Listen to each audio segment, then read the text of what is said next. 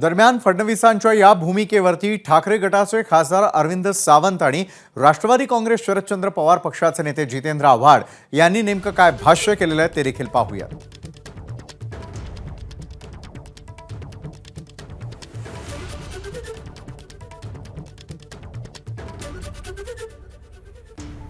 मला असं वाटतं की ज्यांना राजीनामा देण्याचं त्यांना नाटकं करायची गरज नसतात, द्यावं आणि सरळ शांत बसावं। ते इकडे भेट तिकडे भेट याचा आता काय असतो, कुणीतरी म्हणावं बाबा मागे घ्या राजीनामा, किंवा काल आदरणीय संजय राऊत साहेब म्हणाले त्याचा अर्थच असा आहे की हा एक योगी आदित्यनाथचा सिग्नल आहे, त्याने दिलं तू पण दे, असा याचा अर्थ आहे। आणि तोही आपल्याला याच्यातनं त्याचा मतितार्थ काढता येतो की याच्याबाबतची भूमिका ही आहे। ठीक आहे, बाकी त्यांचं व्यक्तिगत आणि पक्षाचा अंतर्गत मामला आहे, त्यावर जास्त भाष्य करणं होईल।